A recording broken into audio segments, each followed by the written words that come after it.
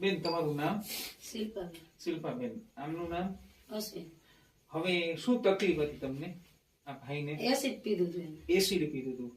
Acid પીધા પછી શું તકલીફો થતી હતી એમને? એને પેટમાં દુખવા માંડતું, હાલતા દવાખાને લઈ જવો પડતો, હાલતા ખાઈ ના હકતો, ખાઈ ના શકતા, પેટમાં દુખાવો થતો હતો અને એનું શરીર આખું પતળું થઈ ગયું હતું. અને કાળું થઈ ગયું હતું. કાળું થઈ ગયું હતું. પછી આપણે ગોપાલભાઈ આપણા ડિસ્ટ્રીબ્યુટર છે અને એક રમણભાઈ છે, એમના સંપર્કમાં આવ્યા અને એને કીધું, એને મારી સાથે વાત થઈ, મને કીધું કે ભાઈ એક આવી રીતના વ્યક્તિ છે જેને એસિડ પી લીધું છે અને ડોક્ટર બધી જગ્યાએથી ના પાડે છે, એમને આપણે એક માત્ર ને માત્ર આપવા માટે એલિમેન્ટ્સ બ્રાન્ડનો પ્રોટીન પાવડર આપવા માટેની ભલામણ અમે ને ગોપાલભાઈએ કરી. બેન તમે આ પાવડર કેટલો સમય વાપર્યો? 5 મહિના. 5 ડબ્બા ખાલી કર્યા.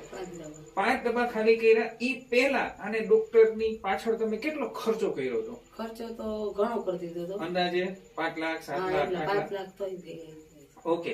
આ 5 મહિના આ ડબ્બો વાપર્યા પછી ડોક્ટરે શું કીધું, જે તમને અત્યાર સુધીમાં બધી જગ્યાએ ના પાડતી હતી ઓપરેશન ના થાય કે આમાં રિકવરી ના આવે ને તારે ઓપરેશન ના, એને રિકવરી ના આવે ત્યાં સુધી ઓપરેશન થઈ શકે. તમે રિકવરી લેવો તો ઓપરેશન થાય, નકર ના થાય. હવે એના શરીરમાં રિકવરી માત્ર ને માત્ર આ પ્રોડક્ટ વાપરવાથી તમને આનાથી જ એમને થયું. 5 મહિના આ વસ્તુ વાપરવાથી આ ભાઈની જિંદગીમાં પરિવર્તન આવી શક્યું અને શરીરમાં ઓપરેશન થઈ શક્યું અને આજે એ વ્યક્તિ જીવિત છે, હયાત છે, વ્યવસ્થિત છે તમારી સામે. તો તમને આવો વિશ્વાસ છે કે આ વસ્તુ વાપરવાથી આ વ્યક્તિ હારું છે? મેં તમને કીધું હતું ને.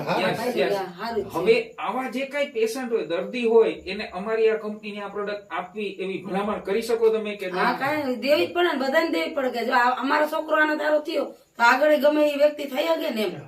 થેન્ક યુ બેન. તમારા મોબાઈલ નંબર? મારો મને યાદ નથી. કાંઈ વાંધો નહીં. આના છે. હા, એના બોલો. એના ખબર છે? એવડો ભાઈ કહી દે. ઓકે, નો પ્રોબ્લેમ, નો ટેન્શન. આપણે હું મારા નંબર આપું છું કે જો ભાઈ આવી કે આનાથી કોઈ પણ પ્રકારની બીમારી હોય તો તમે અમારી આ બેસ્ટ હેલ્થ